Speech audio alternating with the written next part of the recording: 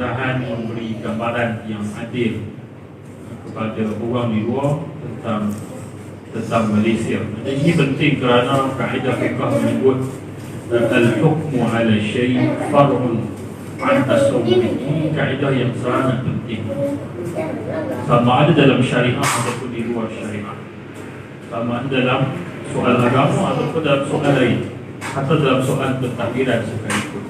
Kerana dalam banyak hal kita ini kadang-kadang bergaduh, tapi kita tak faham pun mahal khilaf dia. Tak, kita berbeza pandangan dengan orang lain. Kadang-kadang kita berbeza pada apa sebenarnya. So let's define kita punya problem statement tu. Itu penting. Al-hukmu ala syai' far'un an tasawwur. Hukum kita kepada sesuatu, kesimpulan kita kepada sesuatu, separuh daripada kesimpulan itu bergantung kepada tasawur kita yang betul kepada benda itu. Tasawur kita yang betul kepada benda. Rasa ini pun sebenarnya muhasabah. Kita juga sebenarnya.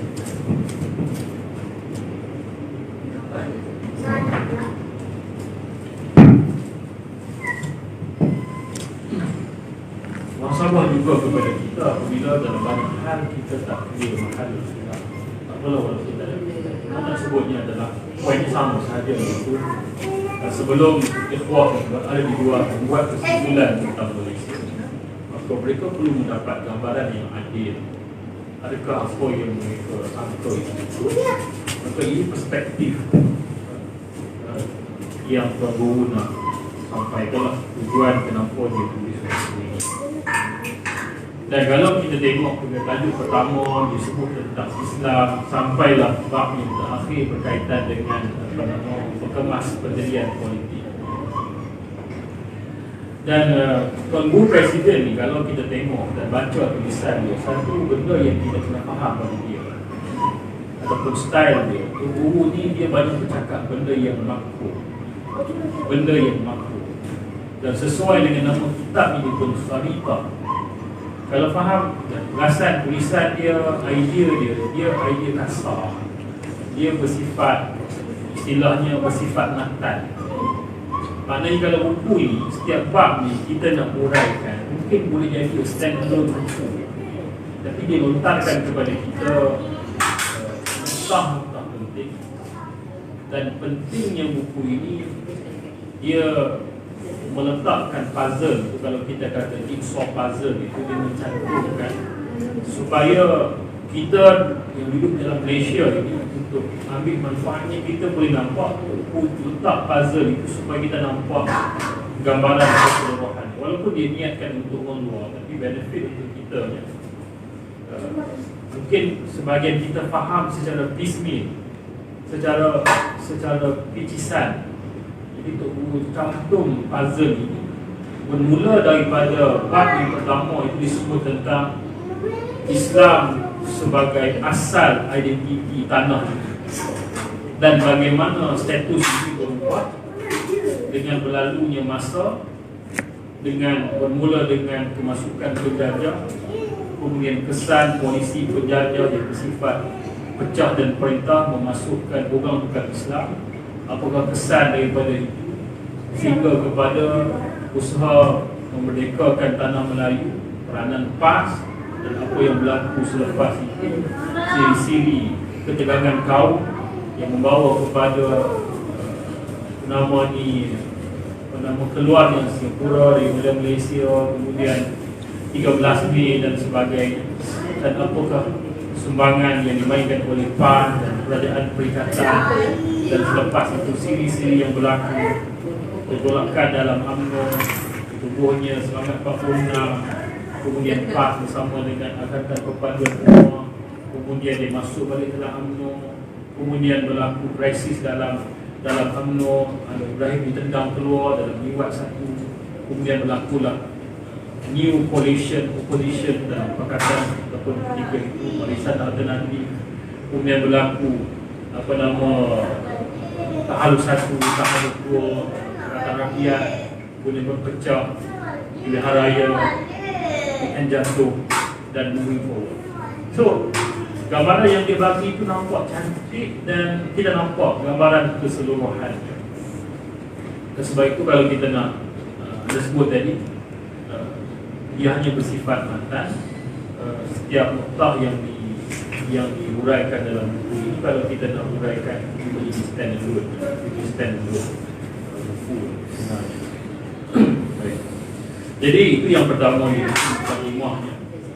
Kenapa dia tulis buku ini? Kerana untuk memberikan gambaran kepada mereka yang ada di buku. Baik. Di atas executive summary tadi, kita terus ke surat 12 lah. Al-Islam huwal awwal. Jadi anda akan baca lah, sebab nama pun kita nama belah kita. Mungkin anda akan baca fakrah yang kita ditulis sajalah yang ada. Jadi Al-Islam huwal awwal. Pertamanya dia nak berjelas clear dulu. Sebelum apa-apa pun, first place, identiti tanah ini adalah Islam. Dia nak bagi clear di situ. Kalau kita baca dalam di bawah subtopik ini, dia sentuh sekurang-kurangnya 4 benda. Yang pertama, di atas premis tanah ini identitinya Islam. Dia sentuh tentang apa kesan kedatangan Islam kepada tanah ini. Kalau kita baca sejarah kedatangan Islam ini, ada yang kata tarikhnya kurang lebih 1414 bila para pesuara memeluk agama Islam. Dia tak nama kepada apa? Pada nama Islam sekadar Syah apa nama. Yang penting dia masuk Islam 1414. Dan kita melihat bagaimana Melaka memang menjadi pusat penyebaran agama, di mana istana bukan sebagai pusat pemerintahan sahaja, tapi juga di tempat pengajian. Begitu juga di masjid, tempat-tempat sembahyang dan sebagainya, tempat orang belajar agama. Kesan itu sangat besar. Sampai hari ini pun istilah yang kita guna adalah istilah Arab, pondok, menggambarkan tempat persinggahan. Ada satu perkataan yang ramai orang tak perasan, itu perkataan langgar. Di Kedah ada nama langgar. Langgar tu dulu ada ingat langgar ni langgar. Langgar lah langgar kan. Rupanya langgar ni dia asal dia perkataan Farsi. Langgar dengan makna tempat persinggahan, iaitu equivalent kepada pondok. Dan memang kalau kita fikirkan hari ini, di langgar tu adalah dulu pondok Tok Guru Abdullah ataupun Tok Guru Hadilah. Di langgar tu memang banyak pondok di situ. Dan kalau aku research dekat Malaysia ni, puan-puan ada 5 tempat nama langgar. Di Kelantan ada, di Terengganu ada, di tempat-tempat lain. Dan tempat-tempat itu memang tempat-tempat orang Melayu, namun di langgar. Sebab itu mungkinlah kalau Kedah dia panggil pelenggang tu, mungkin ada kaitan dengan kajian. Kira kaitan dengan langgar. Sebab nak menunjukkan memang institusi pengajian ni adalah pesan kepada kedatangan Islam dan dalam ini dia cerita apa kesan bermula dengan identiti masuk menjadi, maka di situlah bermulanya pertentangan 1511 Melaka jatuh kan. 1511 Melaka jatuh. Sebelum Melaka jatuh, tahun-tahun ni memang tahun kejatuhan Islam lah. Bermula dengan 1492 di Granada. Selepas itu memang siri-siri kejatuhan tamadun Islam, dan Melaka itu memang menunjukkan Melaka ni antara tempat kekuatan dan tamadun Islam. Maknanya dia sebaris. Bila Granada jatuh, dia tak kira serang tempat lain. Adakah Melaka jatuh itu berbulan ke, ataupun memang siri campaign ataupun siri kita kata dalam plan of action dia tu memang dia purposely, deliberately target Melaka. Kalau anda dengar kita yang boleh di email bagus, you sambil menonton di mana bukan Melaka. Ada satu benda yang very significant. Dan apabila kita melihat kemasukan inilah, secara positifnya dia terus menguatkan institusi pengajian Islam. Institusi pengajian Islam sampai kepada selepas daripada masukan British dan sebagainya, institusi pengajian pondok dan sebagainya. Kalau di peringkat dia dulu, kalau di peringkat rendah ni dia panggil madrasah. Dia panggil madrasah. Peringkat tinggi dia panggil pondok. Madrasah ni maknanya dia punya surau, masjid, madrasah. Tapi kalau higher education pondok ngaji di pondok. Maka dia nak mula di situ lah, dia nak beritahu cerita dia kami di Malaysia ni tanah ini identitinya adalah Islam. Itu adalah identiti. Baik. Kemudian berlaku apa yang disebut sebagai imperialisme, dan itu memberi tantangan dan cabaran kepada umat Islam, dan itu juga menyaksikan gerakan dan juga perjuangan yang dimulakan oleh para ulama dalam menentang penjajahan. Jadi secara umumnya itu adalah fikrah yang Tuanku Presiden nak sebut dalam subtopik yang pertama. Kalau boleh anda baca sedikit.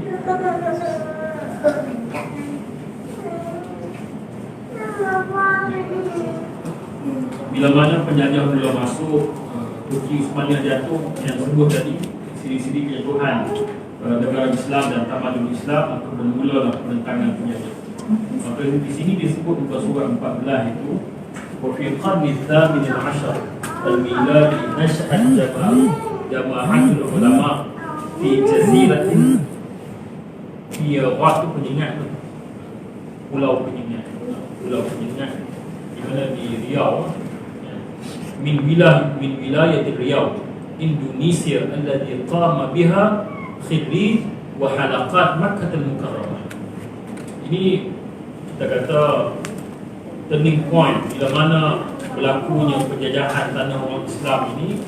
Yang bangkit di front line-nya adalah ulama, dan cerita ni kalau konteks tanah Melayu ini dia punya base-nya di Mekah. Kerana Mekah zaman tu memang pusat pengajian orang Melayu ataupun kepulauan tanah Melayu ni biasanya pergi ke Mekah. Dan di Mekah ni dia ada 3 orang tokoh besar Nusantara. Yang pertama Syekh Khatib Al-Minangkabawi. Syekh Khatib Minangkabawi ni hebat. Dia ni adalah imam Masjidil Haram, mewakili mazhab Syafi'i. Dulu Masjidil Haram dia semayang, dia ikut mazhab. Yang semayang ni mazhab Syafi'i. Dan yang jadi imam mazhab Syafi'i ni adalah Syekh Khatib Al-Minangkabawi ni, orang Minangkabau. Anak beranak dia sekarang ni ada di Minangkabau mana? Di Mekah mana? Dan nama dia memang termaktub sebagai antara imam di Masjid Haram. Dia ni terkenal dengan kepakaran dia, dia pakar semua benda, tapi yang paling terkenal dia adalah dalam ilmu falak. Dalam buku Kerdipan Bintang Melayu di Langit Turki, Dr. Mahfufah, dia kata tulisan Syekh Khatib Al-Minangkabawi menjadi rujukan NASA sampai hari ini. Sebab masa tu sebabkan dia simpan rekod cacatan pergerakan bulan, pergerakan bintang dan sebagainya. Dia ada calculation dia. Macam mana nak kira apa nama ni, kita kata perbahasan ilmu falak lah. Jadi dia ada rekod itu, dan antaranya adalah tulisan Syekh Khatib Al-Minangkabawi. Dan bila mana dibaca ataupun kita baca kitab itu, dia bukan syariah saja, dia very technical, melibatkan ilmu matematik dan sebagainya. Tokoh yang besar yang memainkan peranan. Yang kedua Syekh An-Nawawi Al-Bantani, dan yang ketiga Syekh Ahmad Al-Fatani. Syekh Ahmad Al-Fatani ini, dia ni yang menjadi pencetus penggerak kepada gerakan kebangkitan. Dan Syekh Ahmad Khatib ni, Syekh Ahmad Al-Fatani dilantik khusus oleh Sultan Uthmaniyah ketika itu sebagai duta. Bukan duta lah, maknanya kawasan ni kira serah pada Syekh Ahmad lah, untuk tengok, sebab Turki dah lemah masa tu, serah kepada Syekh Ahmad Al-Fatani. Dan Syekh Ahmad ni itulah pengarang kitab tu lah, Faridatul Faraid. Yang mengaji di pondok. Ini orang pondok kadang kita beritahu. Kita mengaji kitab-kitab ni, kita kena tahu muallif dulu pejuang. Muallif kitab ni pejuang. Ni kita mengaji kitab akidah, masya-Allah nak buat daurah nak apa. Orang yang karang kitab tu adalah pejuang. Kitab Syekh Ahmad Fatani juga dikenali sebagai Tuan Faridah sebab dia pemilik kepada Faridatul Faraid. Cucu dia ada di Greenwood. Cucu Syekh Ahmad Autad. Bapa Autad ni dia mengajar di pagi. Kalau siapa yang dia buat madrasah, dia buat macam pondok lah, dia buat di surau. Boleh lah kalau siapa tak nak ajar. Dia jadual penuh anak Malaysia, jadual pengajian. Syekh Ahmad Autad dia mengajar kitab pondok macam Jumiah dan sebagainya. Sebenarnya kitab buat dia apa nama Faridatul Faraid. Dan daripada itu melahirkan gerakan yang pertama, Jam'iyah Al-Fataniyah. Ini memang kalau buka buku apa nama tulis pasal PAN ini antara yang akan keluar. Dan murid dia yang bergerakkan, Raja Ali Kelana dan juga Syekh Al-Hadi lah. Jadi Raja Ali Kelana itu yang disebut di sini, yang menumbuhkan gerakan di Pulau Peningat tu disebut dia buat Jam'iyah Al-Khairiyah. Jam'iyah Al-Khairiyah di Pulau Peningat. Jam'iyah Al-Khairiyah ni akhirnya menumbuhkan gerakan yang lain, antara Jam'iyah Al-Khair apa nama ni. Dan daripada ini juga menjadi penggerak ataupun katalis kepada tertumbuhnya syarikat Islam, lawan kepada syarikat India Timur. Dan syarikat Islam ini dalam catatan British, SB British, dia kata antara sebab ataupun penggerak kepada gerakan Fatani ini diterangkan dalam laporan SB. Tak nak mengatakan syarikat Islam ada kesan, mereka kesan. Dan daripada syarikat Islam inilah menumbuhkan Masyumi, Majlis Syura Ulama Indonesia. Dan daripada Masyumi inilah model Republik Indonesia dengan nama Majlis Agama Tertinggi, Majlis Tertinggi Agama kan, MATA kan.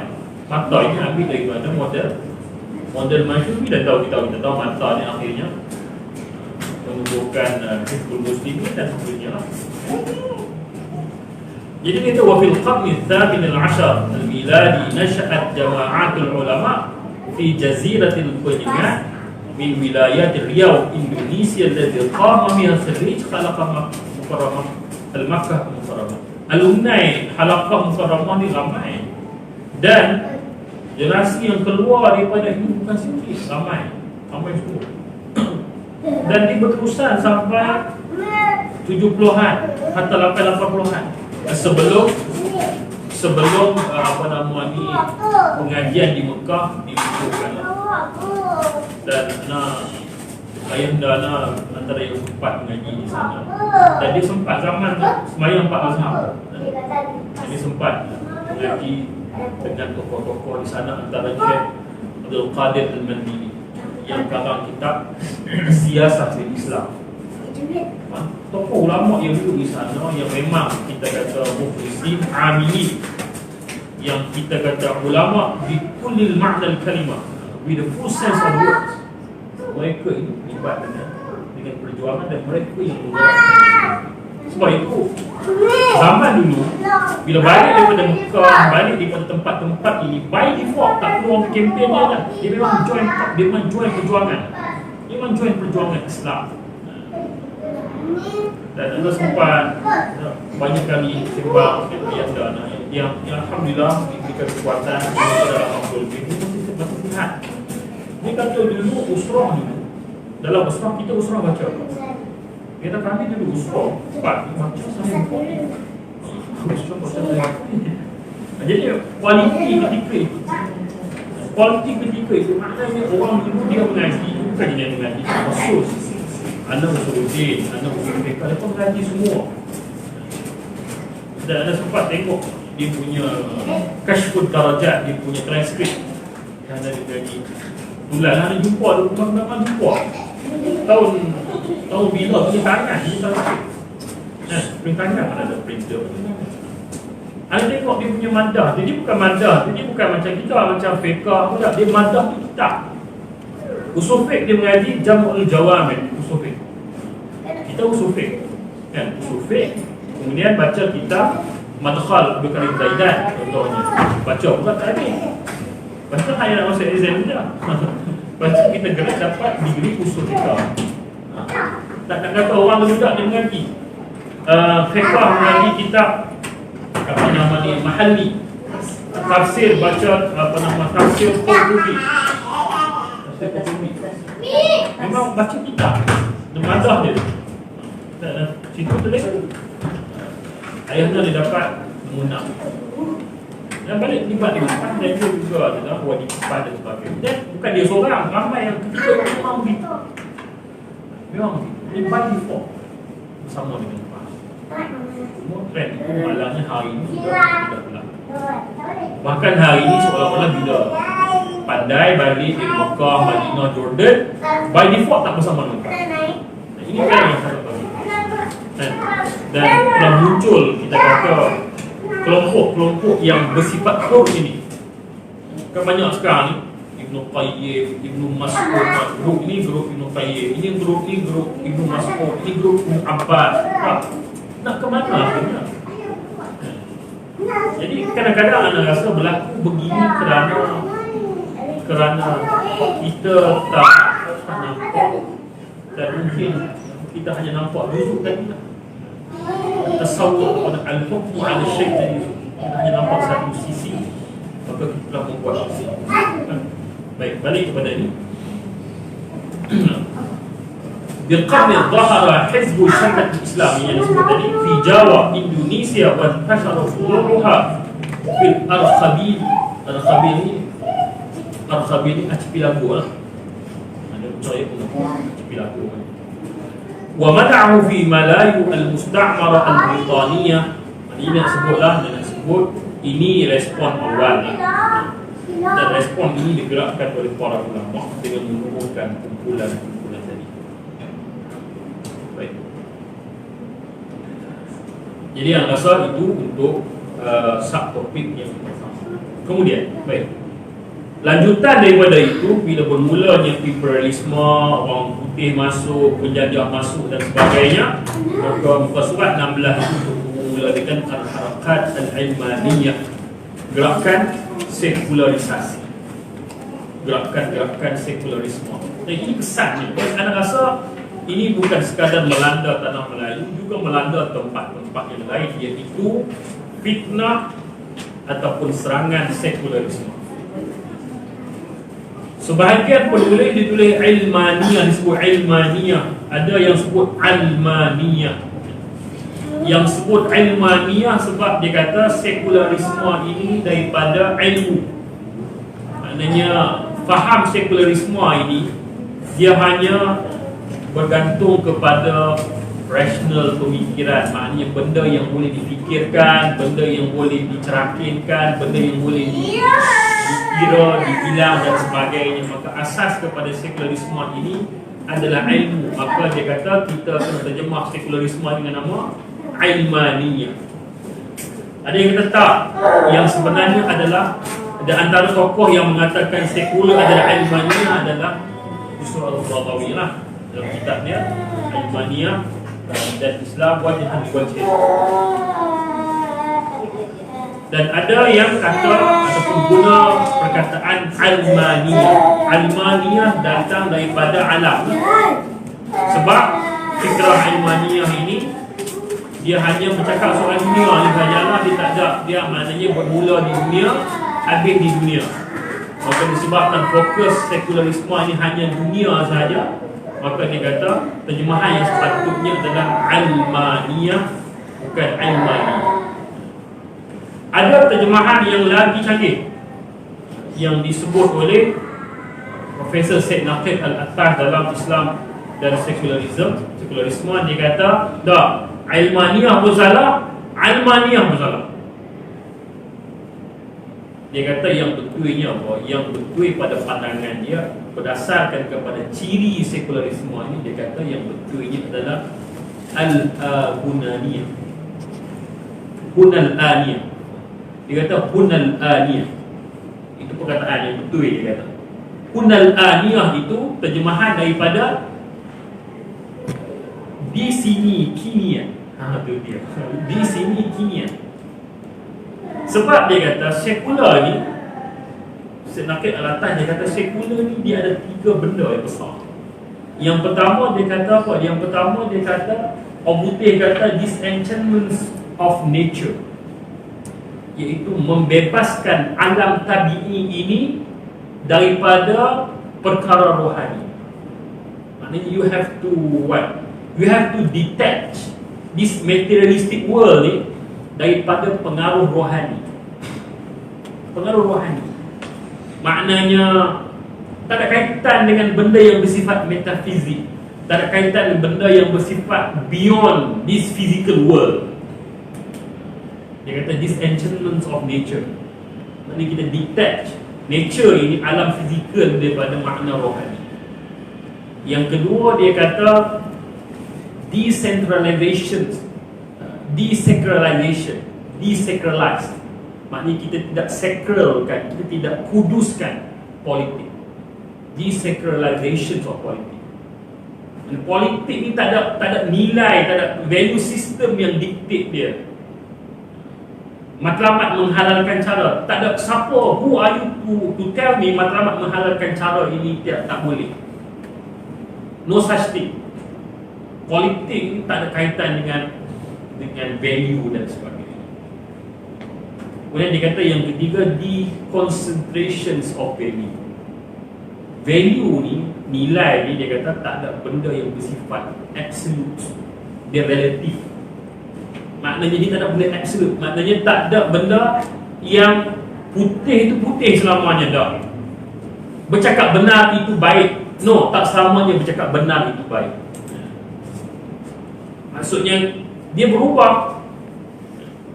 Dulu mungkin orang tak boleh terima incest contohnya. Hari ini tak ada masalah. Ini debate dalam dunia etis. Ada incest tu boleh atau tidak. Tapi pokok pangkal ni berpunca daripada nilai dalam masyarakat barat, dalam faham sekularisme, nilai tidak absolute value. Masalah sekularisme ini bukan masalah kita. Masalah sekularisme ini adalah masalah yang terbit daripada pengalaman buruk tamadun barat. Itu pasti nampak masalah apa. Ya. Kita tahu bermula dengan Enlightenment sampailah kepada hari ini. Sebab dalam istilah barat dia ada apa? Dia ada zaman disebut sebagai traditionalist, kemudian masuk kepada modernis, kemudian masuk kepada reformis, kan? Sebelum Enlightenment itu traditionalist lah, zaman gelap dan sebagainya. Kemudian masuk kepada modernis, zaman modernisme yang akarnya adalah sekularisme. Sebab itu tamadun barat ini dia tamadun yang bersifat yang lahir daripada tragedi. Dia lahir dari tragedi. Maknanya sepanjang sejarah mereka dia masalah. Bila dia ada masalah, dia create lah benda.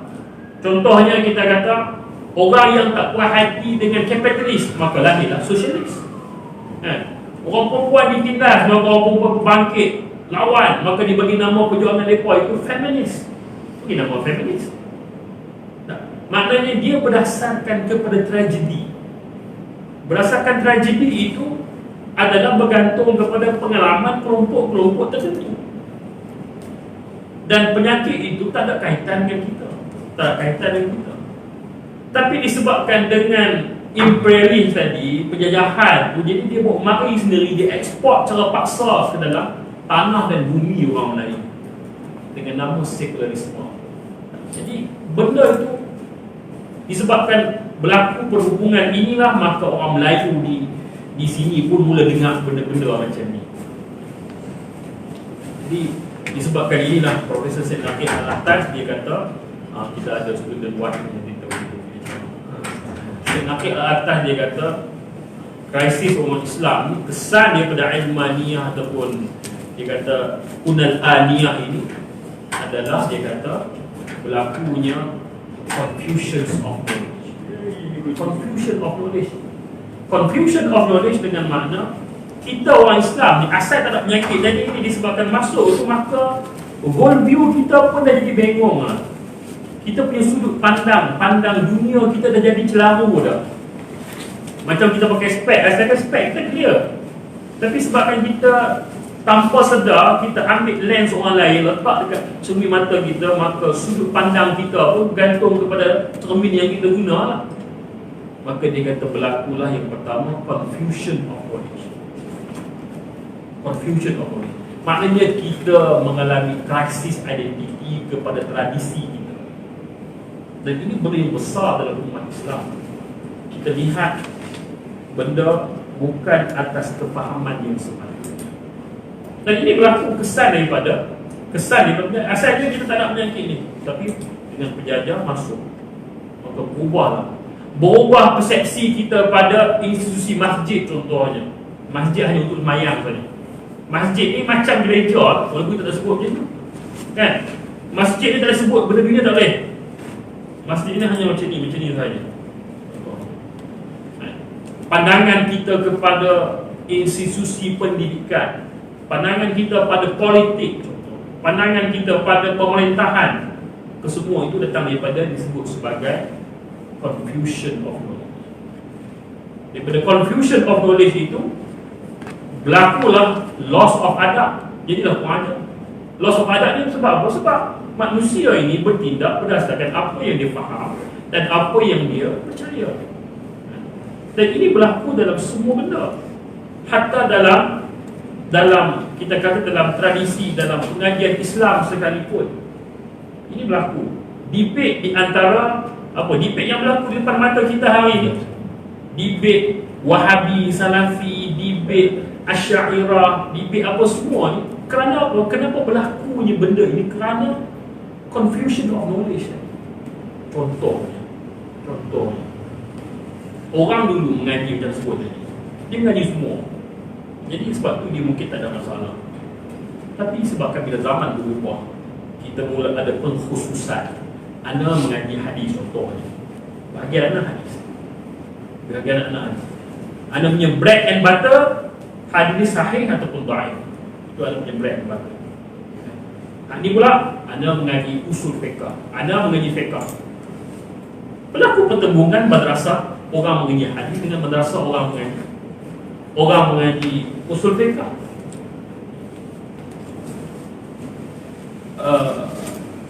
Kita dengar cerita Hasanul Banna masalah sembahyang tarawih 8 ke 20. Ini contoh manifestasi loss of adab. Bergaduh antara sembahyang 8 ke sembahyang 20. Sembahyang 8 berbetul, sembahyang 20 berbetul. Yang haramnya adalah bergaduh. Jadi kita loss yang tu, kita tak nampak yang tu. Sedangkan agama ni kita bercakap soal syariah, kita bercakap soal akhlak. Dan tanpa kita sebab dalam agama kita ini, kita banyak bercakap tentang formality. Kita banyak bercakap tentang aspek legalistik. Yang aspek legalistik ini menerima, dia tolerate apa?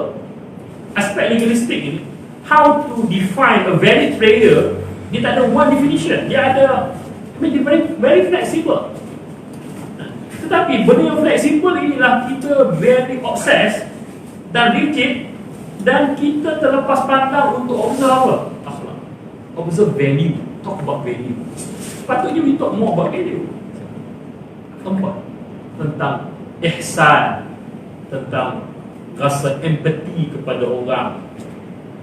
Sebab natijah kepada syariah ini yang kita nak buahnya adalah value itu. Tapi dalam contoh tadi apa? Value ni ke laut, kita bertengkar masalah legalistik. Yang masalah legalistik ni menerima sort of flexibility, muruna. Ya. Jadi itu kerana apa? Kerana loss of, kerana confusion of knowledge. berlakulah loss of adab, dan loss of adab ini akhirnya membawa kepada rise of false leaders, bangkitnya pemimpin-pemimpin yang salah dalam semua peringkat, dalam keluarga, sama ada dia peringkat masyarakat, dia mungkin jadi cikgu, mengajar di surau, mengajar di masjid, ataupun di peringkat lebih tinggi jadi pemerintah, menteri, perdana menteri. Bukan dua kerja lepas sekolah adab. Maknanya dia ada respon kepada tindakan British ataupun penjajah menubuhkan sekolah-sekolah mereka untuk menyebarkan, termasuk juga di Pulau Pinang hari ini ada apa nama Al-Masyur kan. Al-Masyur itu ditubuhkan oleh Syekh Said Al-Hadi, menubuhkan Al-Masyur.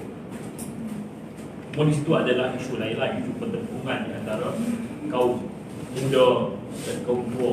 Kaum muda ini bilang ataupun disebut sebagai golongan reformis yang melihat kepada sistem pendidikan sedia ada itu perlu kepada pemahaman. Baik. Jadi kesimpulannya, jadi tokoh nak sebut, kami memula, kami Islam, tak nak Melayu Islam. Puncanya, turning point bila masuk benda ini, datang penjajah dengan bawa senjata yang paling ampuh, iaitu ilmaniyah, dengan menjadikan peranan pendidikan. Daripada situlah, lepas itu dia punya mutasinya melahirkan berbagai ideologi yang ada. Komunis, pragmatis, semua ni, nasionalis, semua ini daripada program pendidikan yang berlaku. Maka ini berlaku, dan ini modus operandinya. Penjajah ni nak klik benda ni je. Maknanya kita kata kalau ibarat api tu, dia nak nyalakan api tu supaya api tu bila marak sendiri dia boleh tinggalkan. Sebab apa? Dia akan self destructive supaya masuk dalam mode self destruction. Jadi dia nak letakkan benda yang Teguh sebut sebagai time bomb, al-qumbulah al-muaqqatah, time bomb. Benda time bomb, dan itu yang berlaku. Dan selepas ini kita tengok apa yang berlaku, kesan daripada inilah. Dan turning pointnya bermula dengan timbulnya ideologi berbagai.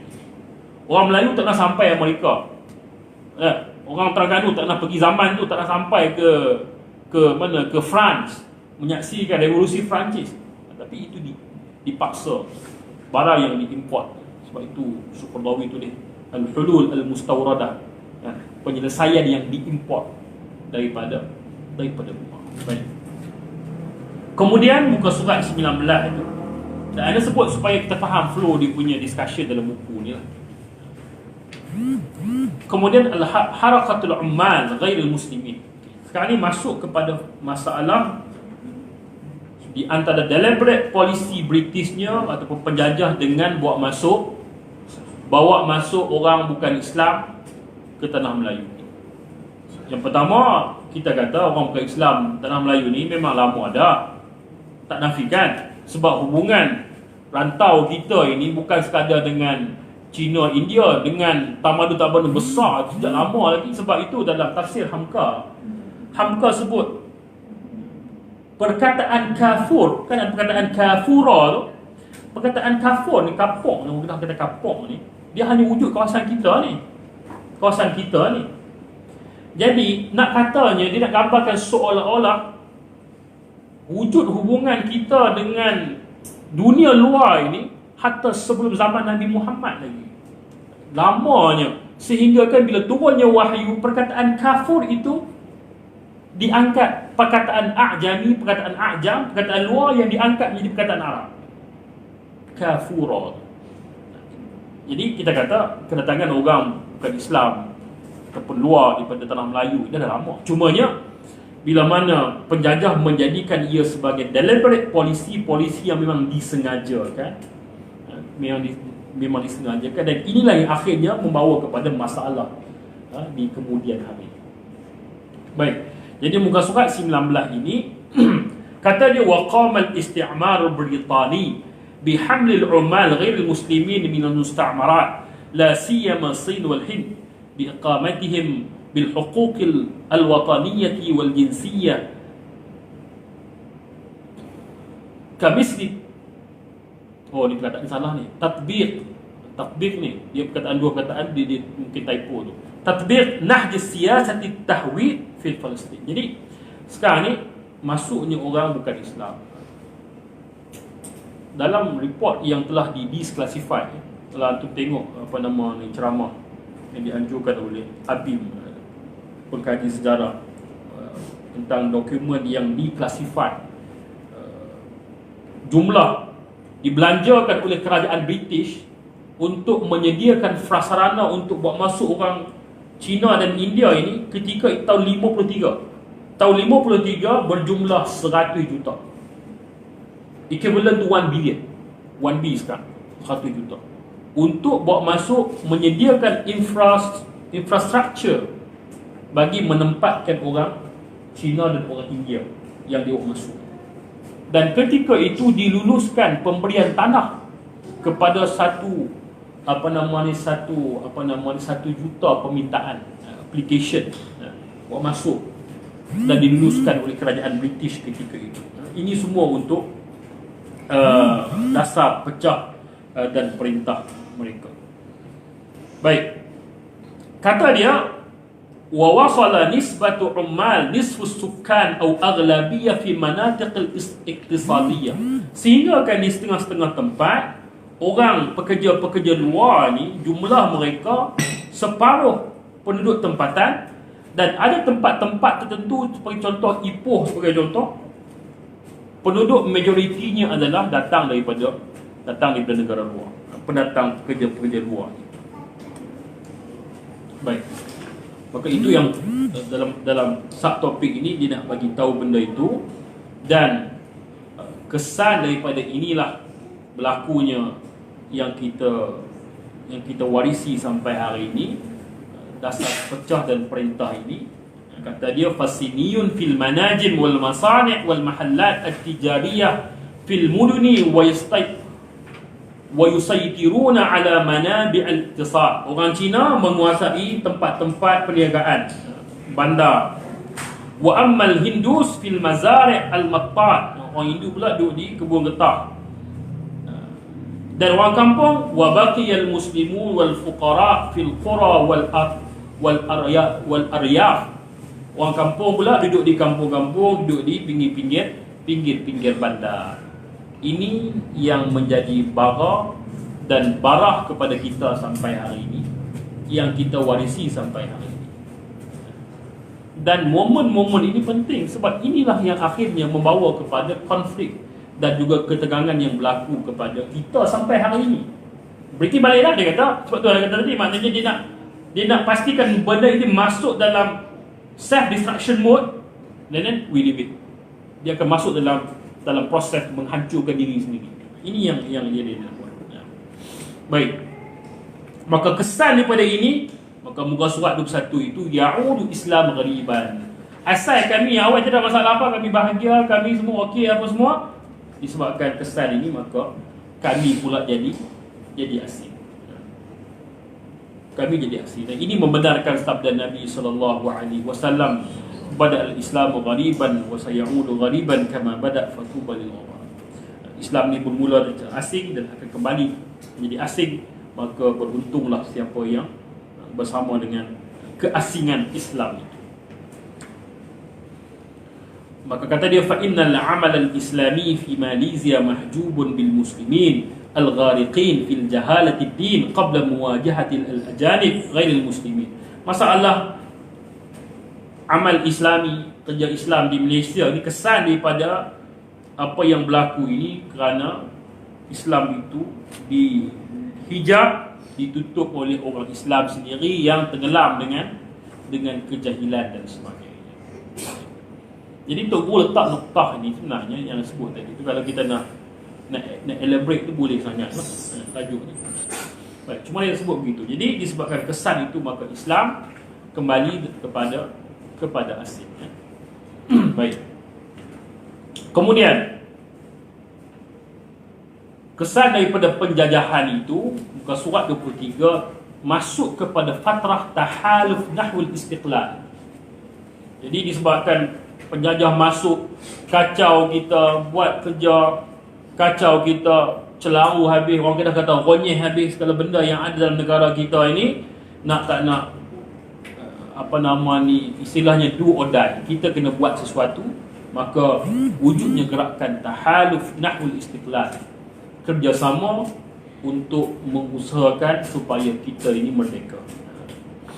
Jadi di sininya Tok Wu nak sebut tentang gerakan-gerakan awal menuntut kemerdekaan lah, dan gerakan menentang penjajah. Kemudian Tok Wu sebut tentang peranan PKM, Parti Kebangsaan Melayu, PKM parti politik yang pertama. Kemudian macam mana menubuhkan Hizbul Muslimin dan sebagainya lah. ولقد اتخذ الإسلاميون في ماليزيا مواقف المواجهة السلمية أمام التيارات الوافدة بدعوة العلمانيين الوطنيين القوميين إلى وحدة الوطنية لمواجهة الاستعمار البريطاني الحاكم في ماليزيا لمواجهة مكره وخدعه لتخفيف التوتر من داخل الأمة الواحدة نفسها الذي لا يستفيد منه إلا الاستعمار. Jadi sekarang ni Islamiyun, maknanya Islamiyun di sini merujuk kepada para agamawan ulama ketika itu. Maka tak apa kita letak terpisah masalah hampa ni sekular, hampa ni komunis ke apa ke. Memang itu masalah, tapi sekarang ni kita berdepan dengan penjajah. Kita bergaduh ni penjajah yang untung. Letak terpisah benda ni. Sekarang ni mari kita bersama untuk lawan penjajah. Dan para ulama buat benda lama dah. Bukan kata flip-flop, bukan bermakna para ulama ketika itu bersetuju dengan komunis, bersetuju dengan sekularis, bersetuju dengan, kalau kita nak guna hujah hari ini, dulu kata sekular ni teruk, awak bersama dengan sekular pula. Bukan soal tu. Soal dia adalah di depan kita ada dua mafsadah, maka kita kena menaikkan masalah lebih besar. Sekarang ni masalah lebih besarnya adalah penjajah. Kami memang tak puas hati dengan hampa ni, tapi kalau kita bergaduh dua-dua ni, kita duduk sini, kita orang sini, yang untung penjajah. Maka sebab itu kata dia fa'ussisal hizbul watani, maka diasaskan parti politik Melayu PKM ini, al-qaumi al-Melayu, menubuhkan parti politik ini untuk apa?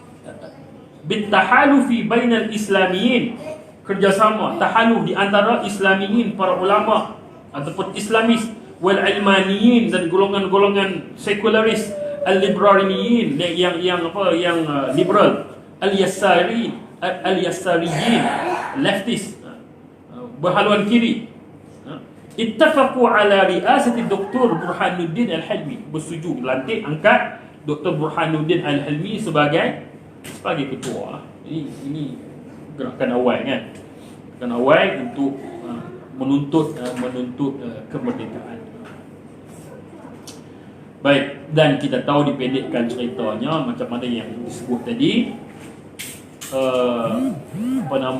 Daripada pengalaman Dr. Burhanuddin Al-Hilmi dalam PKM, kemudian menyembuhkan PKMN selepas itu, dan kita tahu tubuhnya Majlis Tertinggi Agama MATA yang disebut tadi. Dan MATA ini adalah mengambil inspirasi ataupun aspirasi daripada masyumi di Indonesia. Maka di Malaysia, di Tanah Melayu ketika itu ditubuhkan MATA. Dan MATA ini dia masalah dia sebab masa tu British tak ambil tahu urusan orang Islam ni, nak puasa bila, anak bulan nampak tak nampak, nak bagi zakat macam mana, urusan orang Islam nikah kahwin apa semua ni British tak ambil tahu. Jadi ulama ni lah tubuh MATA ni, Majlis Tertinggi Agama ini, untuk ambil tahu urusan orang Islam ni. Dulu Perak dan Kedah raya lain-lain, sebab tak ada satu central body yang coordinate semua ni. Maka ditubuhkan MATA ni supaya dia coordinate everything. Dan kita tahu daripada MATA inilah tokoh penggerak-penggerak dalam MATA ini akhirnya menubuhkan 1948 menubuhkan Hizbul Muslimin di Gunung Semangui kan. Dan kita tahulah apa yang berlaku, 6 bulan saja hayat dia, koordinat darurat, kononnya nak lawan komunis, tapi sebenarnya untuk mengharamkan gerakan Islam ini yang disebut oleh Datuk On sebagai bahaya daripada gunung Semangui lah, sebab adanya Hizbul Muslimin ini, maka diharamkan. diharamkan. Pendek ceritanya diharamkan. Maka lepas itu para ulama agamawan yang duduk dalam Hizbul Muslimin, yang kebanyakan mereka ini merupakan penggerak Ma'had Ihya Asy-Syarif. Jadi sebahagian mereka balik mengajar di Ma'had Ihya, balik mengajar ke madrasah, masjid dan sebagainya. Sebahagiannya masuk dalam hutan macam Mat Indra, masuk dalam hutan awal giliran.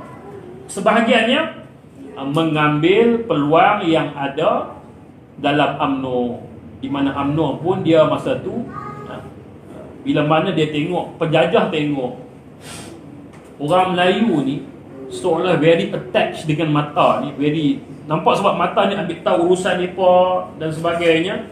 Jadi untuk saingan kepada mata ni ditubuhkan UMNO lah masa tu.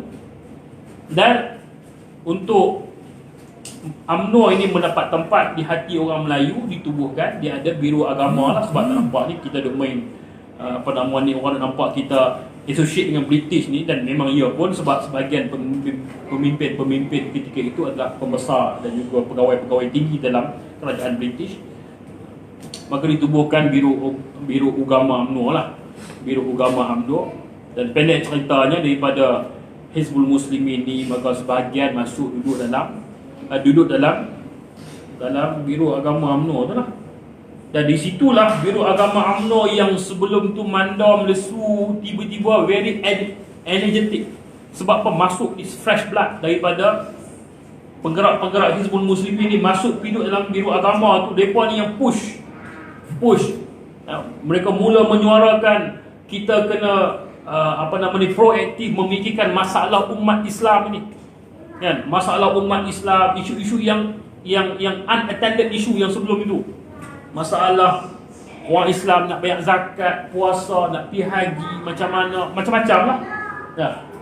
Maka atas desakan itulah, nak to address all this pressure, maka dibuat ijtima' ataupun perhimpunan ulama' yang pertama di Muar tahun 50 tu kan.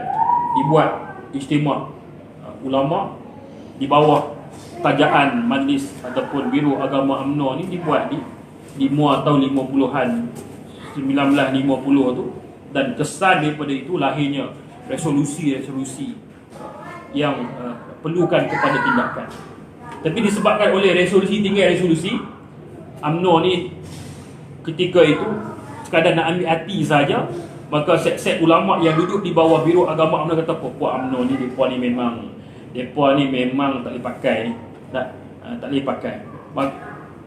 Apatah lagi berlakunya isu umat Islam ketika itu, isu Natrah di Singapura, UMNO tak ambil tahu, tak keluar statement langsung, tak ada status Facebook pun, tak kata apa, sengak tu sebab dalam UMNO masa tu berlaku masalah dengan Dato' On bergaduh.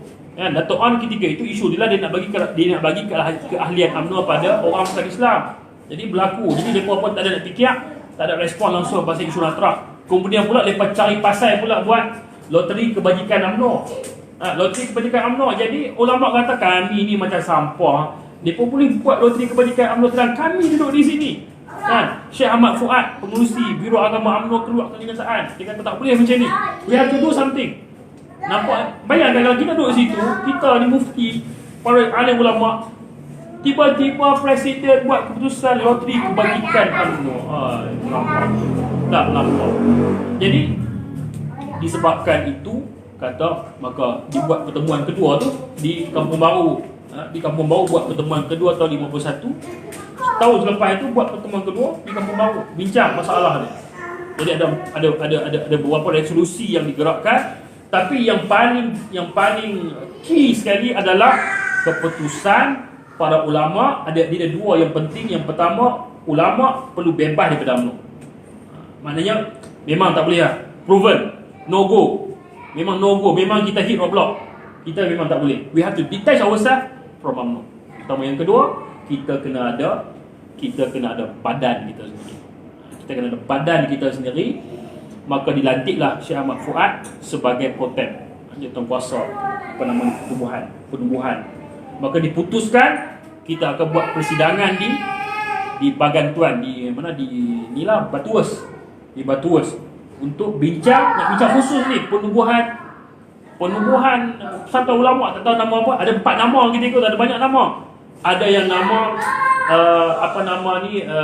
Nahdlatul Ulama, Naam yang orang sebut tadi tu zaman 50-an tu, orang cadanglah nama tu. Ada nama, ada 5 nama. Ada yang cadang persatuan, tapi yang pentingnya last kali ni bersetuju Persatuan Ulama ataupun istingkatannya PAH lah, Persatuan Ulama Semalaya. Jadi buat di Batu Wers, maka itulah terkenalnya satu manifesto Badawi lah, manifesto Badawi lah, yang sebut tentang para ulama perlu bersatu. Maka di situ tubuhnya PAS, dan PAS diterjemahkan ke bahasa Inggeris ketika itu sebagai Islamic Party of Tanah Melayu. Islamic Party of Tanah Melayu, bukan Islamic Party of Tanah Melayu. Dan tahun 55 didaftarkan sebagai parti politik sebab nak masuk dalam pilihan raya persekutuan ketika itu. Dan kita tahu PAS menang satu kursi saja, iaitu Tuan di Perak tu nama apa, Hafiz? Tuan Hussein. Tuan Guru apa nama? Tuan Hussein lah. Yang menang ketika itu dalam pilihan raya persekutuan. 52 kursi UMNO, kerajaan masa tu dia bagi BN ni masa tu 51 dia menang, PAS menang satu di Perak tu lah, pilihan raya persekutuan. Perikatan lepas tu tak? Dia bagi perikatan dah masa tu. Tak apalah, dia panggil itulah. Baik, jadi di sininya Tok Guru nak sebut itulah, Tok Guru nak sebut momen-momen yang berlaku itu, maknanya selepas daripada kesan penjajah, dan penjajah masih lagi dengan segala fitnah sekularisme yang bawa, berlakulah gerakan secara tersusun di kalangan orang Melayu, para alim ulama, agamawan menggerakkan gerakan menuntut kemerdekaan yang membawa kepada akhirnya penubuhan Hizbul Muslimin, yang membawa kepada tertubuhnya PAS, berlakunya pilihan raya persekutuan, dan isu yang hangat ketika itu adalah isu jus soli lah yang disebut di sini, memberikan kerakyatan kepada orang Cina dan juga orang India. PAS tak bersetuju sampai ke sudah masalah tu, tapi diputuskan dan diberikan kerakyatan dengan syarat-syarat yang disebut sebagai kontrak sosial dan sebagainya. Baik. Jadi itu yang nak disebut oleh Tok Guru dalam subtopik ini. Kemudian muka surat 27 itu masalah pembentukan, maknanya dia masuk kepada sekarang ni bila mana dah berlakunya persekutuan, tertubuhnya selepas pilihan raya persekutuan itu, maka masuk kepada fatrah pembentukan perlembagaan As-Sira' Ad-Dusturi, muka surat 27 itu. Baik. وشكلت حكومة البريطانية العظمى لجنة خاصة لتدوين الدستور للدولة الجديدة اتحاد الملايو. Masa tu nama dia Persekutuan Tanah Melayu lah, tak sama Malaysia lagi. Ittihad Al-Malayu, Persekutuan Tanah Melayu, biriasatin qadin Britani, diketuai oleh hakim daripada Britain, wal a'dha' min al-qudat al-Britaniyin, members dia pun daripada ahli parlimen Britain, wasnain min Hind, 2 orang daripada India, wa Pakistan, wal Almaniyin, wa adam at-ta'yin al-udwa min ahli al-watan. Masa awal itu tak ada wakil daripada anak tempatan, ya? Tak ada wakil daripada anak tempatan, maka kata Tok Guru, PAS lah yang mencadangkan.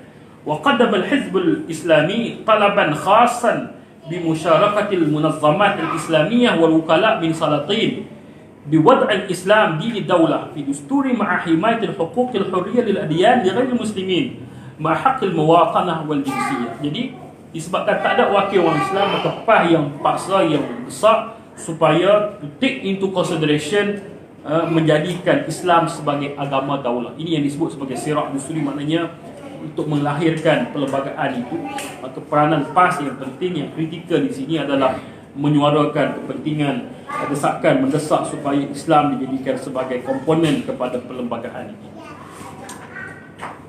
Baik. Itu secara sepintas lalu sahaja Tuan Guru sebut berkaitan dengan topik ini, muka surat 27. Baik. Kemudian as-sira' bainal Islam wal ilmaniyah ataupun wal almaniyah, pertembungan selepas itu di antara Islam dengan sekularis. Jadi apabila terbentuknya Persekutuan Tanah Melayu dengan ada sebelah wilayah pada 31 Ogos 1957 dengan nama Daulah Ittihad Melayu, dengan nama Persekutuan Tanah Melayu, dengan syarat bisyurutin Britania muaqqada amam al-harakat al-islamiyah, dengan syarat-syarat yang ditetapkan oleh penjajah British tadi. Ketika itu Singapura masih lagi tak masuk Malaysia. Dia masuk Malaysia tahun 63 lah. 3 betul tak? Malaysia. Sabah, Sarawak, Brunei tak masuk kan? Brunei tak mau. Baik, cuma di sini Tok Guru sebut selepas itu berlakunya pergabungan dengan Singapura masuk. Kemudian Sabah, Sarawak pun masuk. Dan Tok Guru sebut ini momen yang penting. Kerana apa? Satu, dulu dia orang masuk dah India dan China. Bila masuk tu lemahlah orang Islam. Sebab apa? Jumlah orang bukan Islam makin banyak. Jadi bila masuk Singapura, masuk Sabah, Sarawak, dia terus melemahkan keadaan peribumi ketika itu. Itu kesan daripada pembentukan Malaysia tahun 63. Baik. Wantikhabat al-ula ba'da al-istiqlal am 1959 taqaddama al-Hizb al-Islami bintisari awal tarikhi fi wilayatain wa ulaha wilayat Terengganu bi aghlabiyatin qalilatin da'ifatin summa wilayat Kelantan bi aghlabiyatin azimatin qawiyyah wa intasara fi 12 maq'adan fil Parlimen al-markazi mimma az'aja al-ilmaniyin iz'ajan kabiran. Maka ini adalah bermulanya pertembungan PAS dan juga Ilmani, para sekularis yang merupakan anak didik penjajah ini. Selepas daripada merdeka, maka di sinilah bermulanya detik-detik PAS ditekan, diserang segenap penjuru, terutama bila mana PAS berjaya menang pilihan raya pertama diadakan selepas merdeka tahun 59 apabila PAS memenangi Terengganu dan juga Kelantan. Terengganu tak pendek, tak panjang umur dia, mati tengah jalan disebabkan oleh konspirasi yang diwujudkan. Kelantan akhir juga menerima nasib yang sama. Maka dia nak sebut di sinilah bermulanya pertembungan di antara Islam ataupun PAS ketika itu dengan mereka-mereka yang merasa tidak selesa. Faqamal inqilab dusturi makirun fi wilayah Terengganu, maka bermula dibuat makar konspirasi menjatuhkan Terengganu ba'da sanatain, selepas 2 tahun sahaja memerintah, wa nisfu bi tariqatil ghairi akhlaqiyah, dengan cara yang sangat tidak bermoral, unethical, dengan nama demokrasi. Dan keadaan yang sama berlaku kepada Kelantan selepas daripada itu. Wa baqiyat Kelantan, wilayah Kelantan bisyakil anfus amam al-khisar khilal 19 sana ila al-am 1979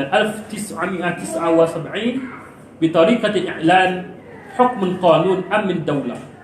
Selepas Terengganu jatuh pada 2 tahun, Kelantan lone ranger sahaja dengan penuh kesusahan sampai tahun 1979 Kelantan jatuh dengan undang-undang darurat. Wa i'lan at-tawari' littirabat, dan diumumkan darurat, kacau bilau yang berlaku di situ, li isqat hukumatul wilayah. Dengan sebab itu tujuan dia yang sebenarnya adalah untuk menjatuhkan kerajaan negeri Kelantan. Itu pun nak beritahu ini cabaran awal yang dihadapi oleh PAS. Maka ketika itulah, masa itulah orang sembang tentang takfiri, orang sebut masalah kafir mengkafir. Masa tu memang dia punya at peak lah, at best lah, dia punya pertembungan tu sangat jelas. Bermulanya faharakatul istihza' bil Islam, orang mula memperkecilkan, mempelekehkan Islam.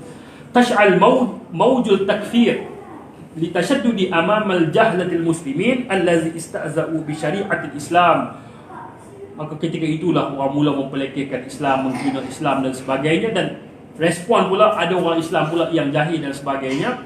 Maka berlakulah apa yang disebut sebagai gerakan takfiri dan sebagainya. Dan apa peranan PAS ketika itu? Kata dia, reaction PAS, summa raddul fi'li min alladhi la yafqahuna fi uslubi da'wah min jihatil ukhra. Dan ini lagi memburukkan keadaan bila mana ada orang Islam yang nak respon kepada orang yang menghina Islam dengan cara yang tidak hikmah, uslub yang tidak hikmah. Berlakulah apa yang berlaku, takfiri dan sebagainya.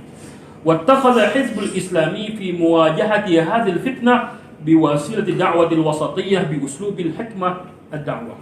Tapi PAS mengambil pendekatan yang penuh hikmah, jawab dengan berdepan dengan jawapan yang ilmiah. Maka antaranya adalah Guru Karang, kitab iman, antara batasan iman, batasan iman yang ini dibukukan untuk terangkan benda yang boleh menyebabkan kita tergelincir daripada batasan iman. Tapi peningnya dan peliknya, kenapa PAS yang menerima liability ini seolah-olah macam benda ini originated from us, maknanya PAS yang punca benda sebenarnya bukan. Dan kita mengambil pendekatan menerang kepada masyarakat, dan kebanyakannya bila sebut masalah ini orang akan sebut tentang amanat tunggu, dan dikatakan itulah menjadi punca kepada berlakunya gerakan takfiri dan sebagainya.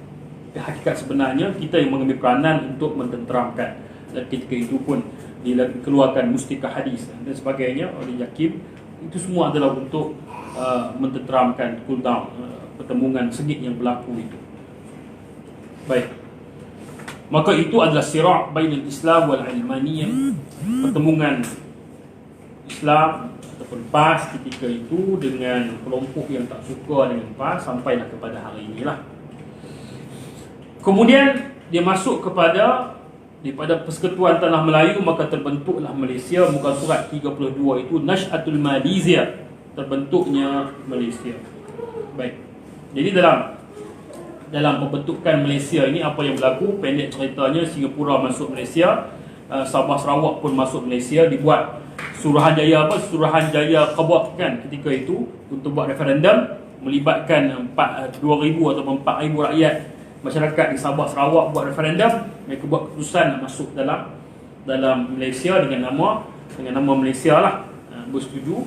Begitu juga dengan Singapura, dan ini sebenarnya yang disebut tadi melahirkan kesan-kesan bertambahnya orang bukan Islam, dan ini secara langsung melemahkan kedudukan pribumi Muslim yang berada di Malaysia ketika itulah.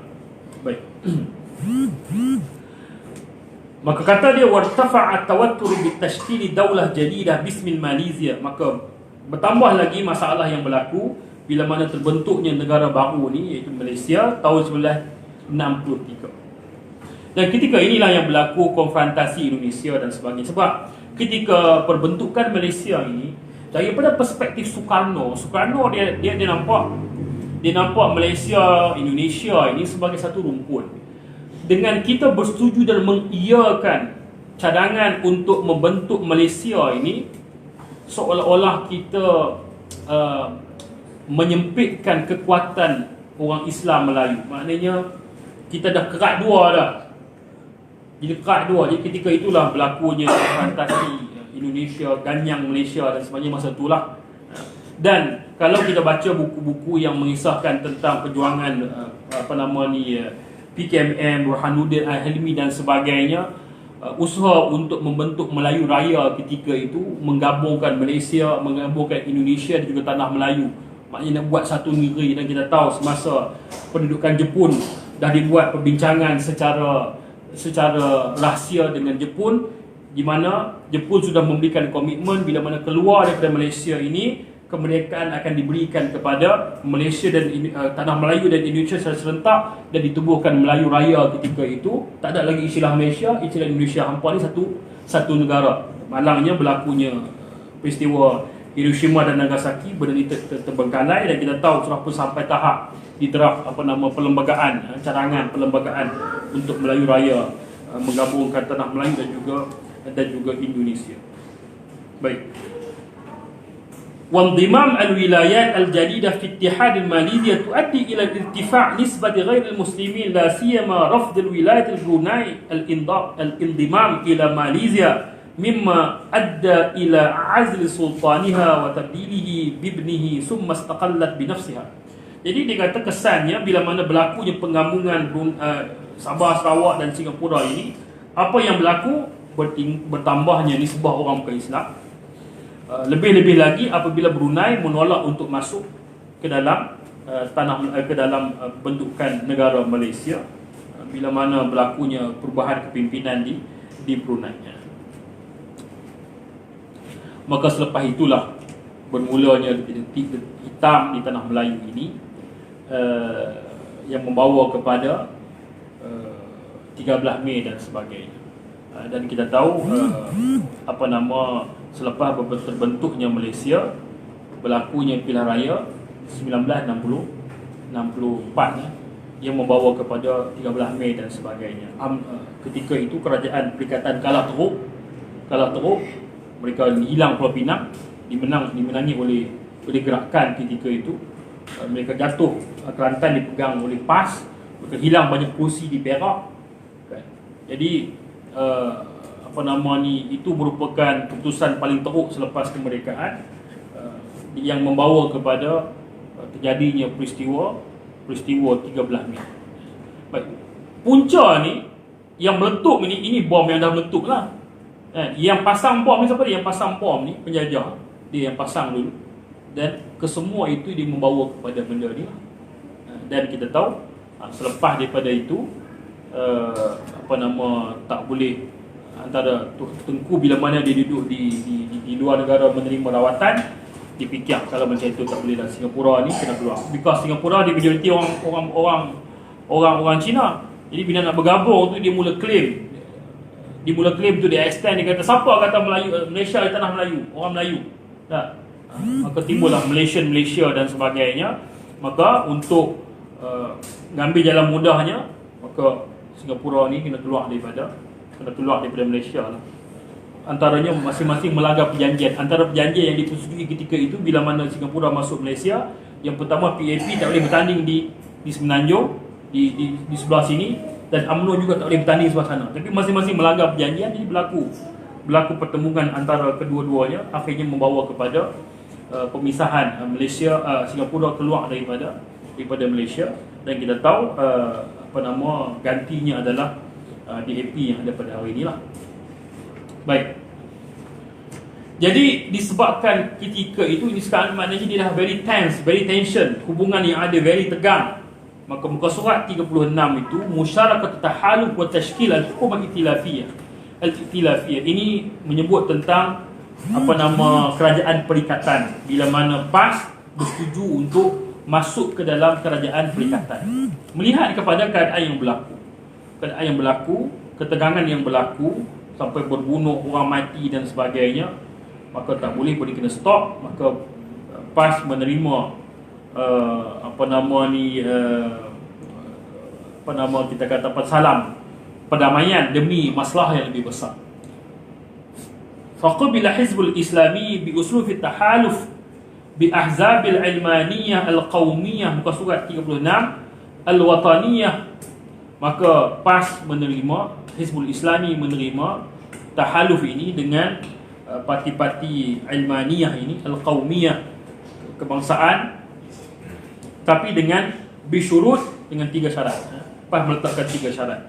Yang pertama, innal hizbal islami laisa udwan fil jabhatil ittihadiyah al-mutasyakkilah min azhabil ilmaniyah. Pertama, Pah kata, walaupun kami bersama dengan kerajaan perikatan, tapi kami bukan satu tim dengan parti hadu ada ni. Maknanya bersama dalam kerajaan perikatan, tapi kami tidak meleburkan diri kami untuk bersama dengan kumpulan-kumpulan yang ada. Kami ini hanyalah anggota sahaja. Wa huwa udwan faqat fil hukumati i'tilafiyyati wa lahu hurriyatul mawquf. Maka kami bebas, kami tak terikat, kami bebas dengan gabungan ini. Kalau kami nak keluar, kami keluar, kami nak masuk, kami masuk. Syarat yang kedua, lil hizb al haqq al mu'arada fil amri bil ma'ruf wa nahyi 'anil munkar dahil hukumah. Kami boleh meneruskan amal ma'ruf nahi munkar. Kalau tak betul, kami tak betul. Kalau ma'ruf, kami sokong. Jadi jangan siapa nak kata apa. Hurriyatud da'wah al-islamiyah wa tarbiyah wa taw'iyah al-islamiyatain dakhil al-wizarat wa idarat. Kami perlu diberikan hak kebebasan untuk melakukan dakwah Islam dalam jabatan kerajaan, dalam kementerian-kementerian, dalam institusi-institusi pendidikan dan sebagainya. Kalau boleh terima 3 syarat ni, kami akan bersama. Maknanya bukan masuk free-free macam itu saja, ada win-win lah. Kami masuk, tapi provided 3 benda ni kami nak. 4 benda. Fursatu tatbiq asy-syariah al-islamiyah bitadarruj. Peluang untuk melaksanakan Islam secara tadarruj. Jadi ada 4 benda ini sebagai syarat prasyarat untuk masuk. Jadi PAS very consistent dulu lagi, bersama dengan siapa pun tak ada masalah. Tapi yang penting kita ada benda yang perlu di give and take lah. Untuk tujuan itu maka PAS melakukan muktamar. Walaqad nazama al-Hizbul Islami ijtima' al-ulama' li mudzakarati min haitsul hukmi asy-syar'i wal ijtihadil jama'i fi musyarakati al-hukumati thumma 'aqada mu'tamaran khassan bi huduril al-wufud min al-wilayat wa dawa'ir wal furu' wattakhadha qarar al-musyarakah bi aghlabiyatin 'azimatin wa lam yabqa illa syarzamah qalilah min ba'dil mutasyaddidin. Maka kita tahulah di sinilah berlakunya perpecahan juga dalam PAN. Nak buat keputusan masuk kerajaan perikatan ni buat muktamar khas. Muktamar khas, semua cawangan, semua kawasan mai bincang masalah ini. Nak bincang dari segi sudut hukumnya boleh ke tak berijtihad. Maka keputusan majoriti yang besarnya meluluskan untuk PAS bersama dengan kerajaan perikatan, melainkan sebahagian sahaja yang very syadid, yang very absurd, tak boleh selamanya bersama dengan barisan perikatan. Kerana pokok ni memang sesat sampai kiamat. Tak boleh langsung, tak boleh. Ini keras depan teradu, menyebabkan berlakulah pecah lah, berjasa dan sebagainya. Semuanya berjasa, hamil dan sebagainya yang tak puas hati dengan keputusan muktamar ketika itu. Masalah juga benda ni. Kita dalam PAS ni, dia dalam PAS ni, dalam jamaah, dalam organisasi ni, dia ada kaedah tak? Kaedah yang paling penting, kaedah hukmul hakim yarfa'ul khilaf. Ini penting. Hukmul hakim yarfa'ul khilaf ni ialah kaedah ni terpakai dalam siasat syariah. Bila mana autoriti buat keputusan, yang lain sengaplah. So benda-benda khilaf, kan?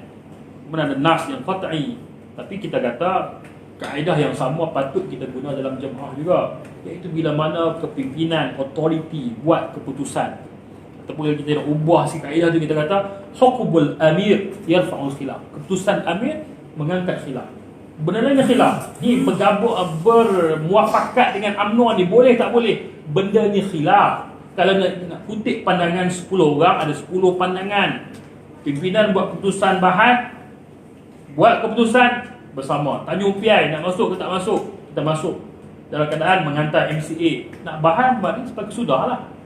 Jadi penting kita berpegang dengan kaedah hukmul amir ataupun hukmul hakim yarfa'ul khilaf, mengangkat khilaf-khilaf yang lain tu tak pakai dah. Baik, maka keputusannya masuk. Maka ketika ini, ketika zaman sebelum zaman Mahathir lah, sebelum zaman Mahathir menjadi Presiden UMNO lah masa ni, maka berlakulah proses berlaku. Antaranya yang sampai hari ni apa dia? Azan. nak azan tu dalam TV tu tak ada.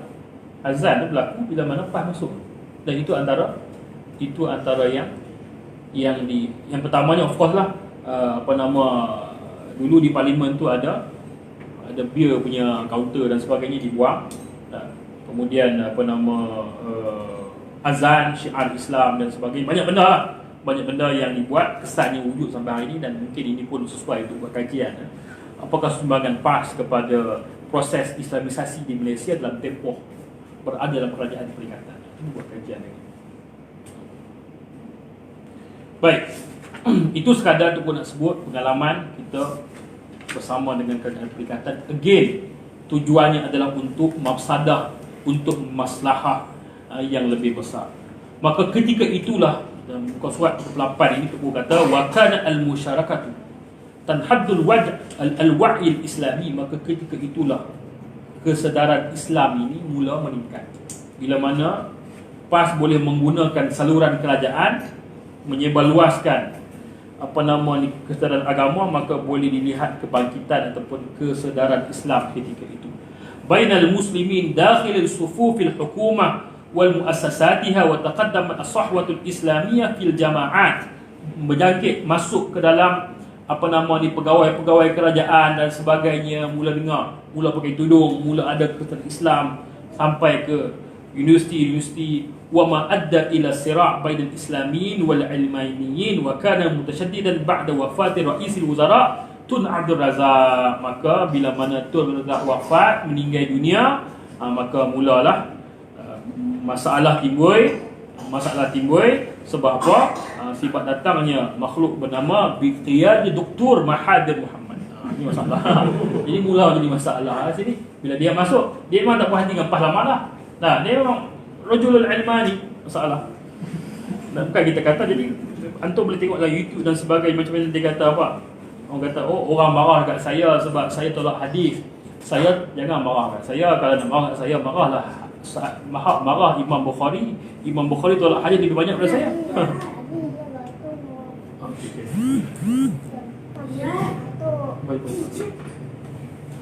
Dia kata dia tolak hadis sikit saja, Imam Bukhari tolak lebih banyak. Imam Bukhari tolak tu, Imam Bukhari tolak tu bukan hadis sebab dia tolak. Boleh tahan juga. Macam lah. Mudah-mudahan selagi mana dia tak meninggal itu, kita doa dia kembali lah, insyaAllah. Mudah-mudahan lah.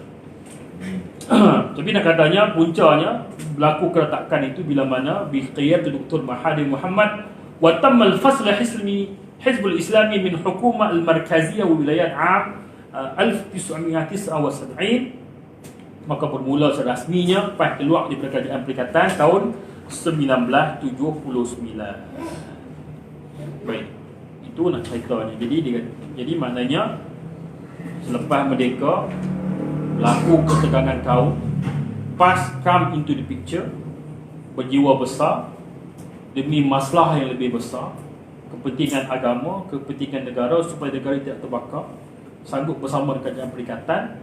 Dan tempoh yang singkat itu, pesan kepada Kristen Islam, PAS berjaya menggerakkan dakwah. Dan itulah syarat kemasukan PAS dalam kerajaan perikatan, dan berakhir dengan keluarnya PAS daripada kerajaan perikatan. Maka masuklah 39 itu al-ruju' ila al-mu'aradah. Maka kembalilah PAS menjadi al-mu'aradah, menjadi lepas kepada pasukan pembangkang.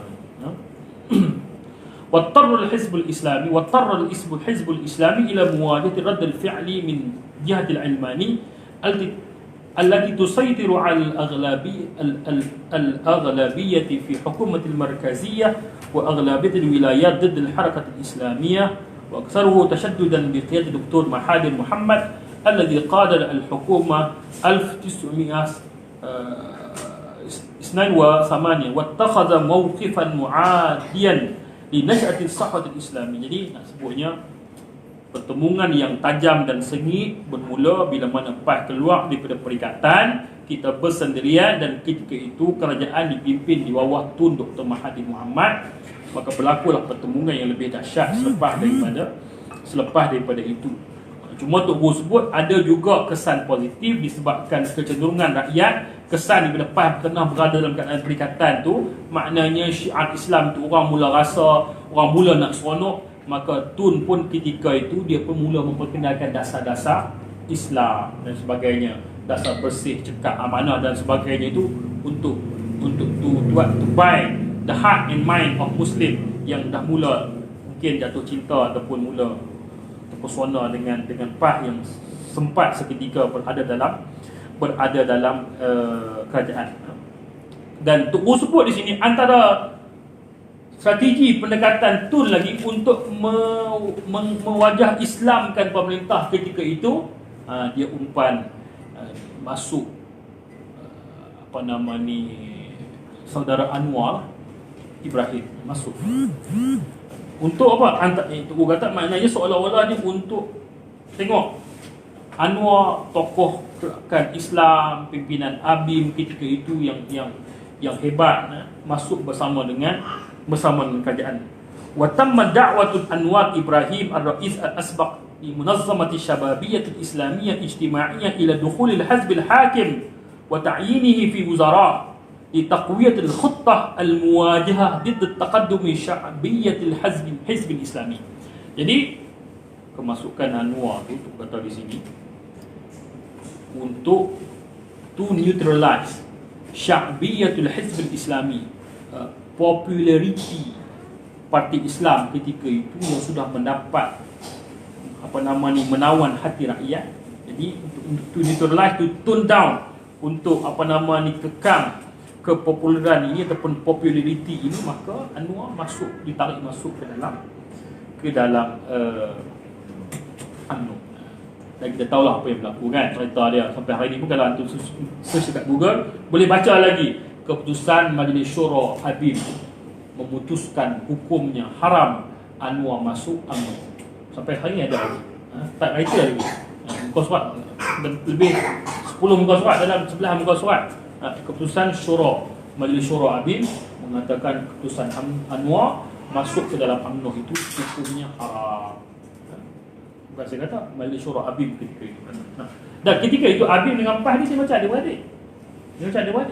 Nah, kalau perasan dulu sebelum pasti nama apa? Pasti. Taman Asuhan Tunan Islam.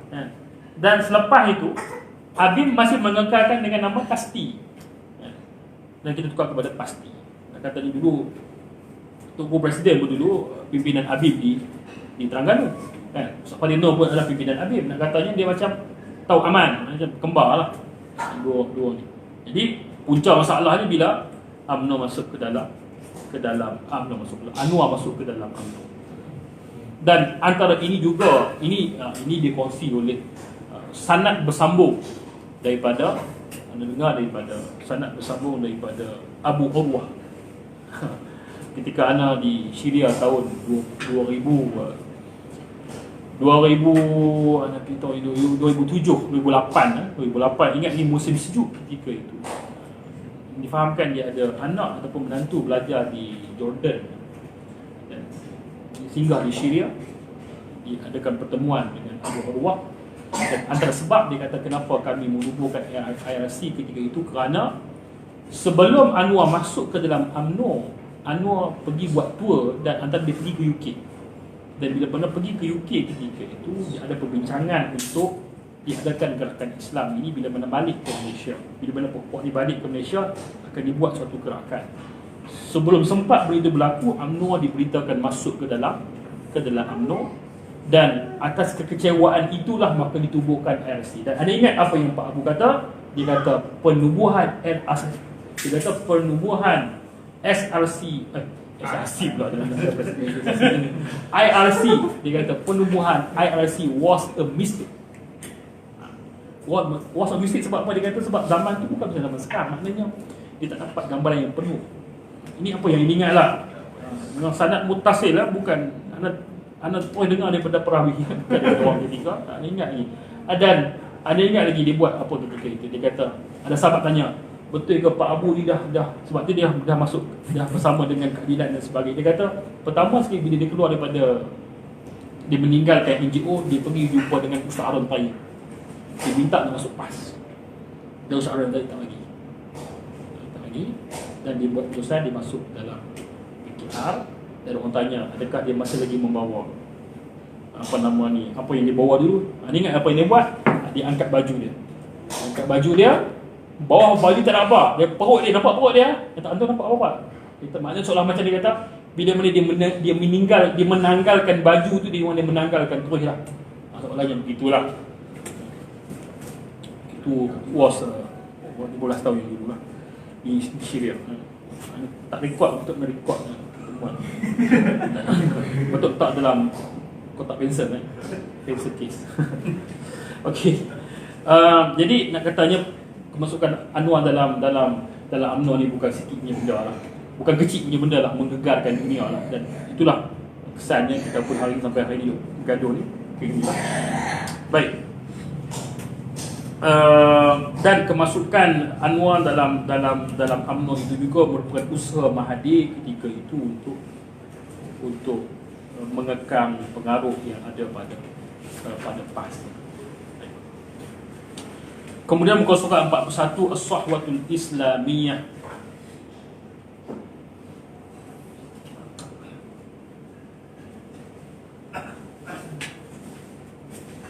Kebangkitan Islam. وتقدمت الصحوة الإسلامية المباركة بانهيار الأيديولوجيات الوضعية والأديان ما عدا الإسلام مما فقدت الثقة بين الأجيال الجديدة لأديانهم، ولكن تأثر إدارة الشؤون الدينية التي ورثت الإدارة الاستعمارية تقوم بتعطيل مسيرة الدعوة الإسلامية الشاملة، لأن أولئك الذين يجهلون شمولية الإسلام يرون أن تلك الأنشطة الدينية المحدودة قد يؤدي أيضا إلى دولة إسلامية رغم علمانيتها وعلمانية في خطر. Jadi bila mana graf kebangkitan sambutan kepada Islam muda kita kata apa, upward punya trend tengah meningkat naik, maka ketika itu di bawah pemerintahan Tun Dr. Mahathir mulalah banyak polisi tindakan yang dibuat untuk mengekang. Antaranya diperkenalkan apa yang disebut sebagai tauliah untuk mengajar, mengekang pusat-pusat pengajian dan sebagainya. Fahunaka qawanin tubbiqat min warasatil isti'mar. Ada undang-undang yang dilaksanakan dan undang-undang ini diwarisi daripada penjajah. Lisaddi an sabili da'wah bismi idari syu'un al-islamiyah, dengan nama konon-kononnya nak koordinate menguruskan pentadbiran Islam, limuraqabati ad-du'at wal khutaba wal ulama likay la yamassuna al-mabadi' al-ilmaniyah allati takhruju syu'un hayah min din al-kamil. Wa minha qanun tawliyah ta'limud din wa da'wati wa fatah al-madaris ad-diniyah al-ahliyah bi nizam tarkhis min hukumati wa tubbiqat fil halaqat al-ilmiyah ila ma hunalik. Jadi sekadar nak menggambarkan cabaran, masalah, kekangan yang berlaku selepas itu untuk mengekang kebangkitan Islam di bawah pemerintahan yang baru. Walaupun penjajah dah keluar, tapi mereka ini masih lagi di bawah kerangka pemikiran yang ditinggalkan oleh penjajah, mengekang kebangkitan Islam yang boleh kita kata diketuai ataupun dipelopori oleh Hizbul Islami ketika itu. Dan di sini Tok Guru sebut tentang apa yang PAS buat. Kita menubuhkan pasti, kita menubuhkan madrasah, kita menubuhkan pusat asuhan tunan Islam, ada unit amal dan sebagainya. Usaha yang dibuat oleh PAS dalam keadaan tidak berada dalam kajian. Aku sebut secara sepintas lalulah. Fafatahat al-muassasat at-ta'limiyah at-tarbawiyah wal maraqis li da'wati tahta idarat al-hizb al-islam تحت إدارة الحزب مباشرة أو جمعيات والمنظمات واستفادة إدارة أمورها من المثقفين الذي تخرج من جماعات وكذلك المتقاعدين من الإدارات الحكومية والأساتذة الجامعات والمعاهد. Jadi sebutnya PAS mengambil manfaat daripada para tokoh-tokoh yang bencin, yang besar, yang berhenti dan sebagainya, membantu PAS untuk menggerakkan institusi yang dibangunkan di bawah PAS. Jadi the whole pera tu sebenarnya nak sebut satu je lah, sampailah kepada unit amal dan sebagainya. nak sebut sumbangan besar Parti Islam Malaysia PAS untuk membangunkan Islam.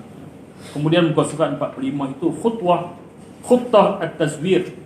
Ini kita kata perancangan strategi bagaimana BN melaksanakan pendekatan untuk kekal berkuasa. Kesimpulan muka surat 45 itu cara mudahnya nak sebut tentang apa yang disebut sebagai persempadanan semula, gerrymandering, yang dibuat oleh kerajaan BN ketika itu.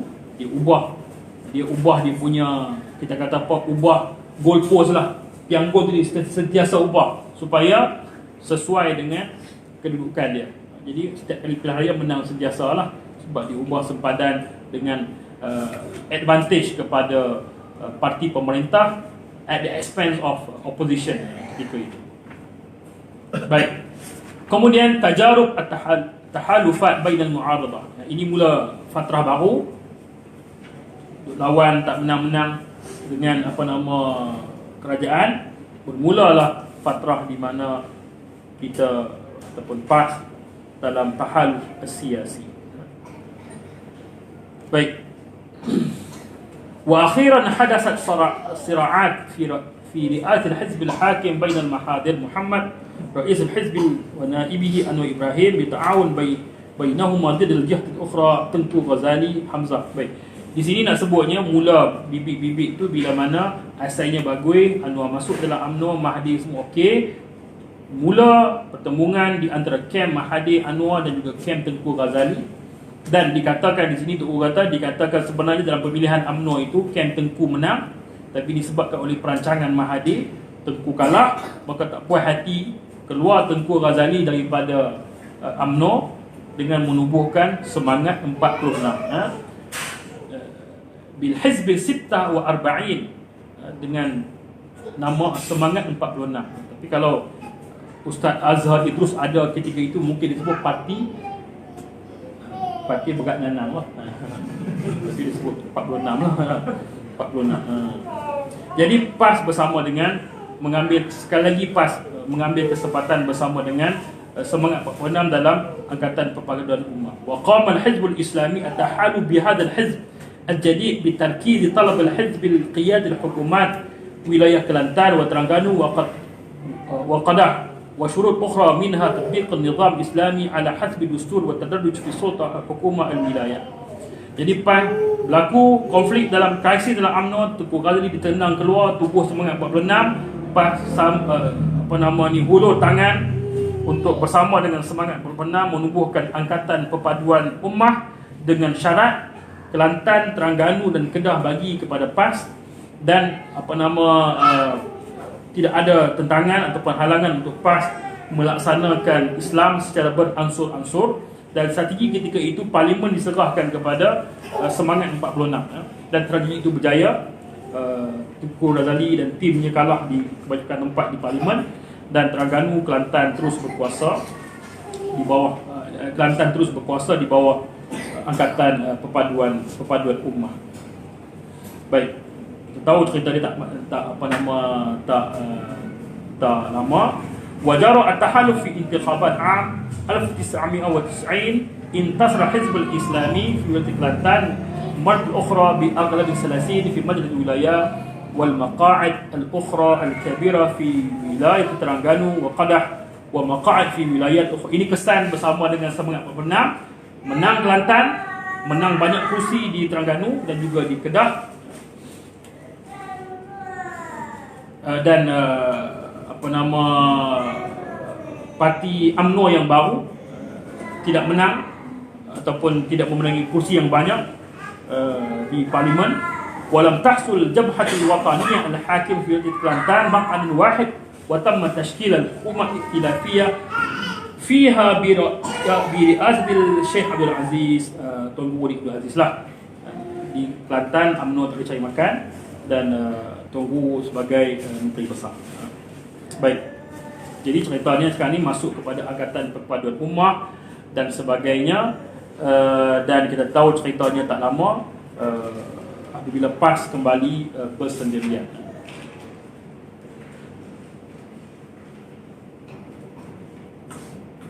Baik. fast forward ke depan itu bermulanya pertemuan di antara Mahathir dan juga Anwar Ibrahim, muka surat 50 itu. Cerita Mahathir dan Anwar terbawa kepada Anwar dipecat daripada UMNO dengan tuduhan liwat, seperti mana yang kita semua tahulah. Dan dan selepas itu berlakunya angkatan yang baru, tahaluf yang baru, iaitu Barisan Alternatif. Saya rasa ini kita boleh fast forward lah. Kita pun sebagai pemerhati kepada apa yang berlaku ini, untuk buat cerita ini kepada orang luar, dan kita tahulah apa yang berlaku. Secara kesimpulannya, Barisan Alternatif kemudian disebabkan oleh dokumen negara Islam, itu sebagai dia punya trigger pointnya, trigger eventnya, yang membawa kepada pertemuan dalaman. Akhirnya DAP memutuskan keluar daripada Barisan Alternatif, memutuskan kerjasama, dan berlaku kekalahan yang teruk selepas itu, dan kemudian berlaku tahaluf 2.0, Pakatan Rakyat, kita semua tahu. Dan akhirnya Pakatan Rakyat pun tak berkekal lama. Isu pelaksanaan jenayah syariah yang akhirnya membawa tekanan DAP kepada PAS supaya slow down, tone down aspirasi Islam dan sebagainya. Dan kita tahulah apa yang berlaku, seperti mana yang dilaporkanlah. Jadi akhirnya PAS keluar daripada Pakatan Rakyat. Jadi anak rasa ini kita just skip lah. Kita pun part and parcel of the process.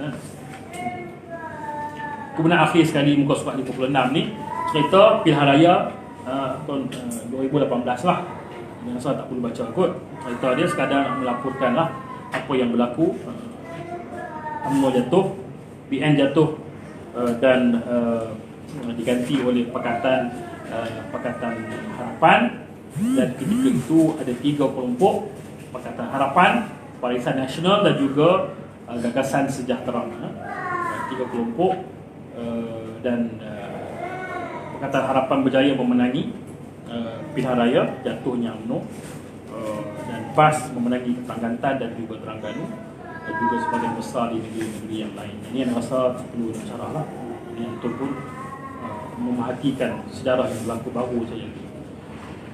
Maka terbentuklah kerajaan Pakatan Harapan di bawah pimpinan Tun Dr. Mahathir. Walaupun bilangan parti bersatu sedikit, tapi dia menjadi menteri dan juga menteri-menteri yang besar, menteri-menteri yang utama, sampailah kepada hari ini dengan apa yang berlaku. Pertemuan yang ada ni, cerita tak habis lagi ni. Jadi kalau cerita ni, kalau buat drama mungkin ada episod new series lah. Nampaknya lambat lagi cerita ni. Sama dia pun nampak dia bergaduh ni. Tim Anwar dengan dibuat convention Pakatan PKR. Lepas ni pula tim Azmin pula akan buat macam lah. Allahu'alam, nampak gaya tidak akan ke depan ni secara adatnya nampak akan jadi lagi membesar lah pertemuan yang ada itu. Itu pun satu perkembangan yang menarik sebenarnya. Baik, jadi di atas perkembangan yang berlaku inilah PAS mengambil pendekatan politik yang terbaru dengan mempelopori permuafakatan nasional. Ini bentuklah apa yang berlaku. Tasdid mauqif siyasi. Ini pendekatan terbaru berdepan dengan latest development ini. Apa yang perlu dibuat, maka disebut di sini aulawiyat yang utama sekarang ini adalah soal agama, soal bangsa, soal negara. Maka kerjasama bersama dengan kelompok Islam ini merupakan suatu kemestian melihat kepada ancaman mudarat yang lebih besar. Jadi setakat ini, as it stand today, setakat malam ini adalah kita PAS Hizbul Islami bersama dengan kelompok pembangkang yang lain dengan matlamat untuk menjaga masalah yang lebih besar, iaitu kepentingan Islam dan juga dan rasa ini untuk pun memerhati dan membaca perkembangan dan baik. Jadi anak rasa khulasahnya ikhwah dan akhwat sekalian, seperti mana yang anda sebut tadi, buku Kharitah As-Siyasiyah ini penting untuk kita mempunyai overview semenjak daripada awal sampailah kepada hari ini, setakat tarikh hari ini, itu gambarannya. Dan bagi setiap stage ataupun setiap turning point itu sebenarnya kita boleh further elaborate. Dan kalau buku ini anda kira adalah matannya, boleh kita buat commentaries on topic, based on topic setiap ini untuk menggabungkan. Dan ini penting, dan anda kira kelebihan untuk guru ini dalam isu apa sekalipun adalah dia sentiasa mempunyai pandangan yang bersifat makro. Sebab ada orang dia hanya tumpu kepada benda yang mikro, dia ada isu mikro. Contoh bila mana Tok Guru bercakap tentang geopolitik, Tok Guru ada pandangan yang makro. Tapi ada orang yang hanya tumpu kepada masalah mikro, masalah Syiah ni jahat dan sebagainya. Kita tak mengiktiraf Syiah dan sebagainya, tapi jangan sampai kita luput pandangan kita kepada perspektif yang lebih besar. Jadi melihat perspektif yang lebih besar ini penting. Dan ini kekuatan yang ada pada Tok Guru bila mana dia ada this makro punya overview, dan dia boleh relate apa yang berlaku secara terpencil itu. Dia bukan on its own, dia bukan stand alone basis, dia ada kaitan dia ada sebab musabab dia. Dan kesemua ini berada di bawah suatu topik yang besar, iaitu pertembangan hak dan batil. Dan pertembangan hak dan batil inilah the macro view yang kita kena, yang tak boleh luput at the back of our mind. Dia tak boleh berlaku secara terpencil begitu. Dia ada perancangan dan dia ada sunnatullahnya begitu.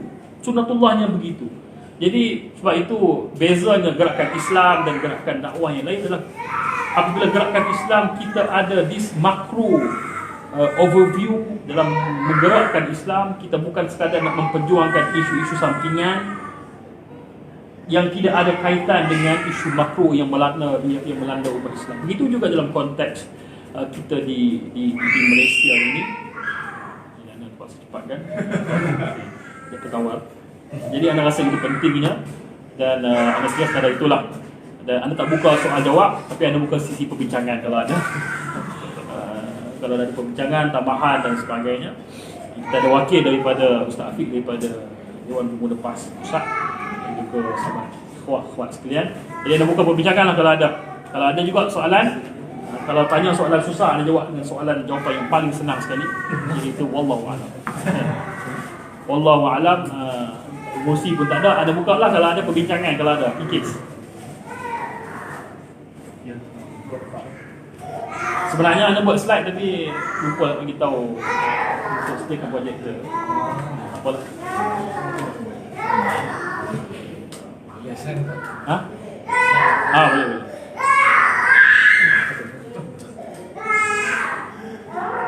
Sila Ustaz Hafiz bagi sikit. Apa-apa. Okey, jadi kalau tak apa-apa mungkin anda serah kepada pemandu lah kot. Ustaz Hafiz kalau ada apa-apa. Silakan.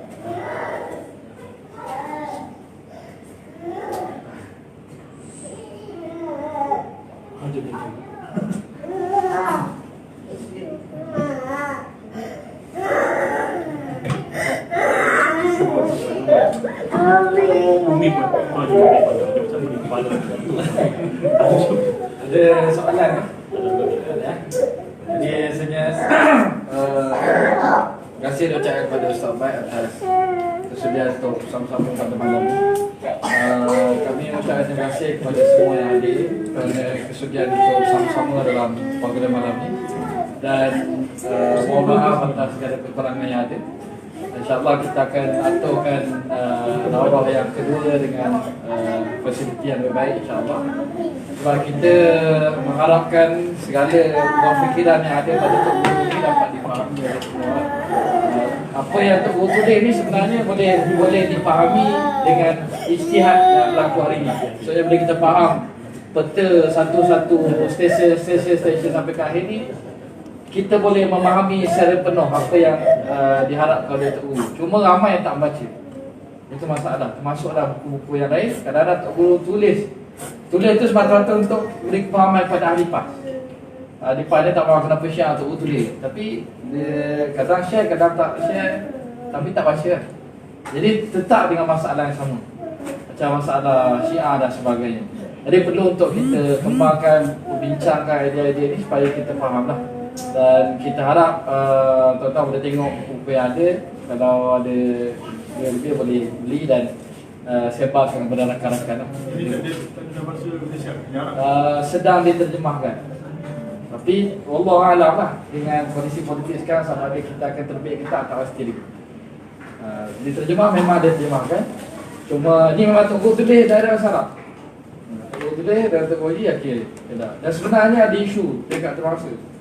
Bila tunggu gabung dengan UMNO ni, ada yang kena Anwar ni konflik Islam lah. Betul. Okey, contoh jadi sebabkan orang bertanya macam tak puas hati kenapa Tok Guru boleh sama dengan Najib. Jadi Tok Guru minta Syakbar hantar buku ni kepada ulama tersebut lah. Itu contoh bagaimana Tok Guru nak menjawab kemusykilan. Lepas tu Tok Guru tulis Tok Syarat lebih kepada nak beri kefahaman kepada rakan-rakan di luar lah. Betul Ustaz tak banyak tak